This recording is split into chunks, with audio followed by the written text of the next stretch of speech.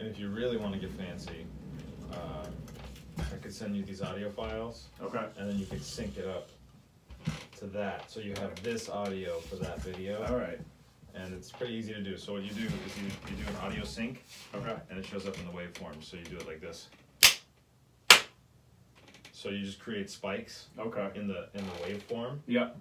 And then there's a spike there and there's a spike here. So then you just line them up and it's perfect. So all right. I'll give it a shot. Yeah. All right. And then just bear in mind, you can adjust your volume here. I think I'm pretty good. So whatever you're comfortable with. Yeah. Okay. It's not too bad. Okay, the intro. So this is a real estate photography podcast focused on real estate photographers. So we're just going to talk about you, your business, and how you choose and how you work with real estate photographers. Okay, perfect. All right. Yep. So we ready? Yeah, I'm ready. Okay, Matt Witte, could you please introduce yourself? Tell us what you do. Okay, first of all, it's Matt Witte with Matt a lot Witte. of E. Oh Yeah. wow, I've been saying Witte this whole time. That's okay. They don't put the symbol above the E to let you know that, but it's okay. So I'm gonna have to do that on my contacts on my phone. Exactly. So can you repeat the question? I'm sorry. Yeah. So Matt Witte, could you give us a quick introduction? Who are you? What do you do? Okay, so Matt Witte, William Ravis Real Estate in Andover. I'm a full-time real estate agent for buyers and sellers north of Boston. Excellent. Man, how long have you been in real estate? I have been a real estate agent since 2010. Wow, so 8 years.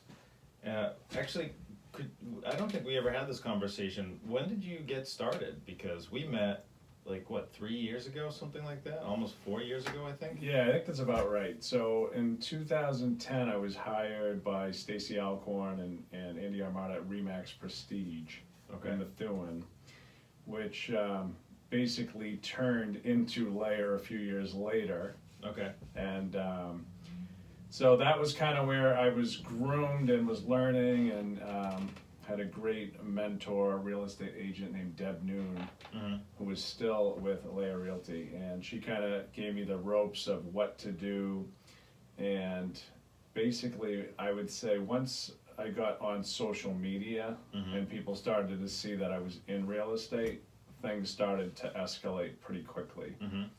And so about 8 months ago, I switched over to William Ravis in Andover, trying to stay a little bit more local, and things have been great. That's awesome.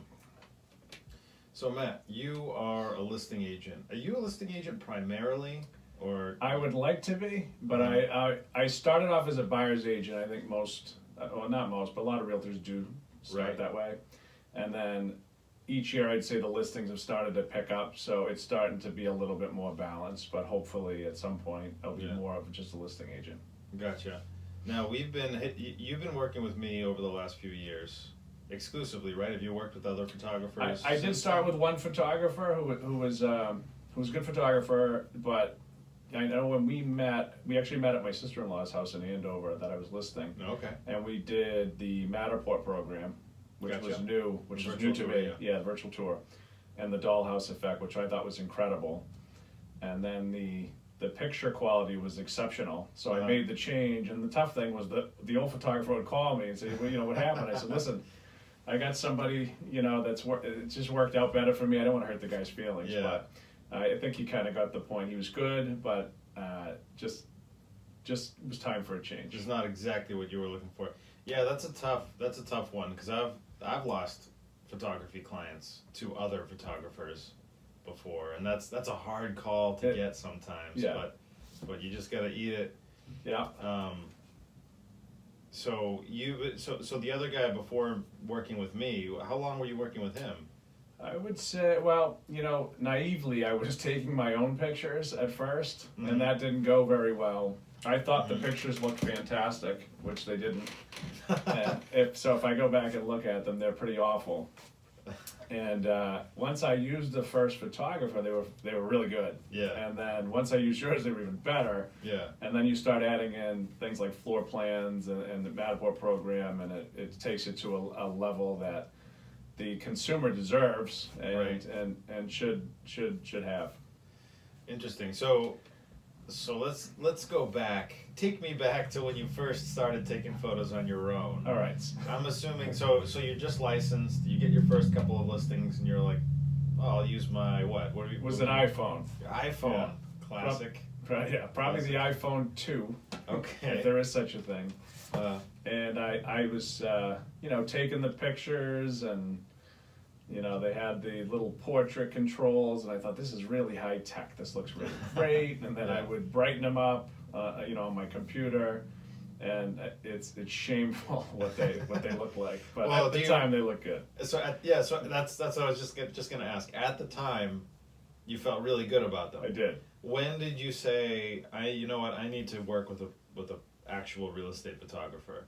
A good question. So I think I got to a point where you just start to see what other people are doing, like really good agents, really successful agents, and you really should be watching them, or any profession, who's the best in the profession. And you see the quality of their listings and the detail of it, and I think I wanted to mimic that as much as possible.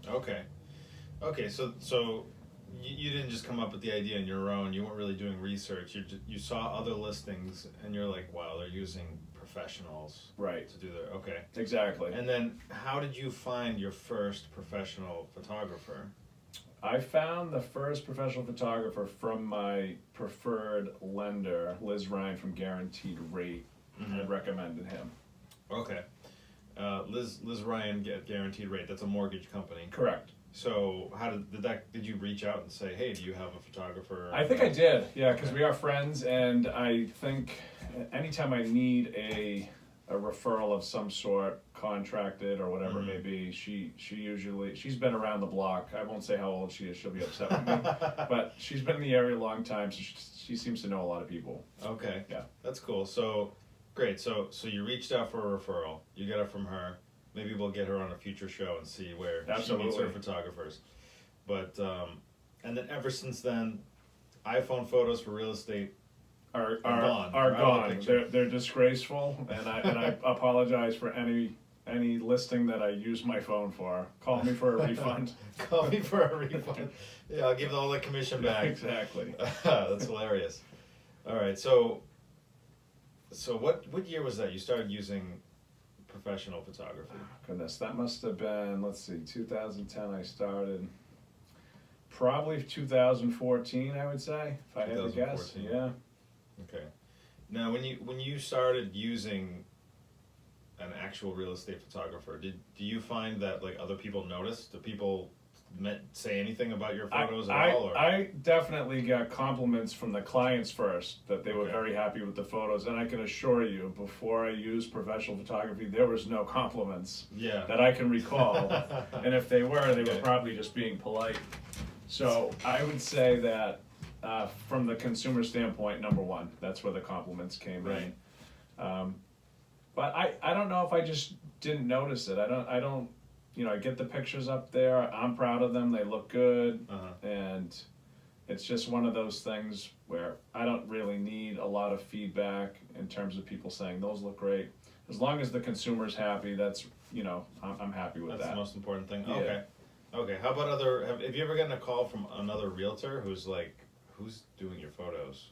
And have you ever passed out that information? I definitely have. Yes, because they'll. Well, first of all, the mortgage lender said, "Why aren't you using so and so?"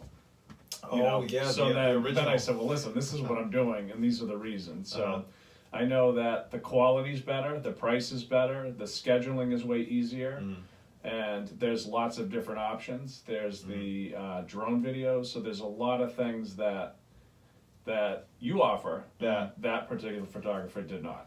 Okay. Yeah. So you saw a lot. You saw more value in working with someone. Now, actually, first thing is price. Like, how does price impact your decision on working with a photographer? It piques your interest. We'll say that at first. I know that. And if the quality is better and the price is lower, it seems like a no-brainer. It seems, it doesn't seem right. So I don't know how you or any photographer comes up with the price, because I know there's a lot to it, I'm sure. It's like real estate. It's like the most you can get people to pay. Okay. It's like the Is Wild it? West. Okay. There's no standard. Well, there's some companies that try to standardize pricing. There's a company called like Photo Quote. Okay. You can like type in what you're doing and it Right. spits out some numbers. But other than that, Yeah. Yeah. So I certainly didn't Google who is the cheapest real estate Right. agent. Right. Cheapest photographer we know. So. yeah. That's So for you sure. you weren't price shopping first, No, but that's an important. No, I know part of it. Stacy Alcorn had vouched for your skill set and everything else, and I do value a lot of Yeah. what she says. Yeah, and For Stacy sure. Alcorn, she's the broker owner of Layer Layer Realty, Realty, Partners, correct. The Mhm. last company you were with. Correct. Yes. Gotcha. Mm-hmm. So, okay, so that's interesting. Now, as far as other, like all the other features we talked about that are important to you, like, do you prefer to just work with one person who does it all, or would you mind if you had to bring in multiple, like if you had to get a drone guy and then someone to do floor plans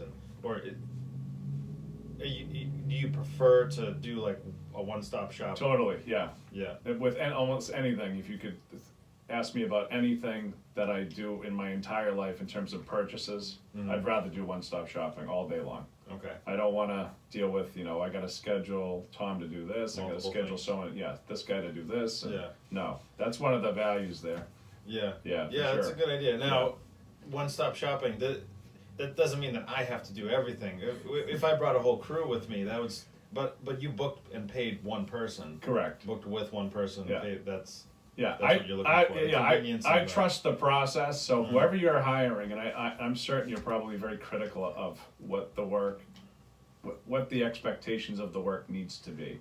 Yeah. So if you have a guy or girl that does the floor plans, I don't care because I know when I receive them, they look great. They're gonna be Yeah, exactly. I have no issues in terms of quality control.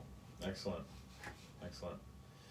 So Matt, how many listings are you usually getting in a year? And so far, it's a handful, right? Yeah, that's tough. I know collectively I've been doing approximately 20 transactions a year. Mm-hmm. The last few years, I don't know what the breakdown is, but I do know that it's probably close to 50-50 right now. Okay. Yeah. Yeah, so you're listing like 10, Yeah. something like that. I would say that's about right. Great. Now, when you are listing and you're using really good quality photography, like on each individual listing, could you say just offhand how many people you think are noticing and saying something about it besides the sellers? Besides the sellers? Like other listing agents, other people like that? Yeah, that's a good question. I know at open houses you'll get some compliments really on the flyers, Mhm. that the pictures look great and things like that. Really? Yeah. That's it. So people standing in the house I think so. are gonna I look mean, at pictures of the house on a flyer and Well, compliment that? Yeah, it came out nice on the. It comes out nice on the flyer. Yeah. I don't know. It's maybe something I need to pay a little bit more attention to. I Okay. don't know. That's interesting. Yeah. I was talking to someone just the other day, and she was telling me, she was like, "Oh yeah, like 2 or 3 people every single time I post a listing are asking." Right. But she was down in a really hot part of, like a super busy part of Boston, Okay. like where the real estate market never slows down. Right. So Yeah, I can tell you this: the consumer's happy, the person listing the property's happy. Mhm. I'm happy. That's all that matters. Right. If they don't like the pictures, I really don't care because right, yeah, because it's making you look I good know, too. Right? yeah, I know this. The more I think about it, when I start looking at houses on the internet, in my head, I will say those are great pictures or they're not. Mm-hmm. And I won't write it down and say, oh, that agent does good pictures or this person. But Mhm. in my head, I can see the difference. Okay. Yeah. And do you make like mental notes of who is listing properties with good photography and who is not? I that would, something I to pay would, attention I to? would say I pay way more attention to the people that have good photos and good business practices, and Okay. try to go in that direction for sure. Right. Yeah, Yeah. That to step it up, like, oh, he or she's doing this. Right. That's really smart. and the other people are just kind of, you're not even thinking about it. I'm trying not to. You're trying Yeah, not to. Yeah, I mean, put Okay. it this way: I am certain that if I think the 2010, the first house that I listed, had any real estate agent looked at that and had been a good agent, Mhm. they would say these are not acceptable Mhm. photos. unacceptable. So you'd say that the photography alone has a big impact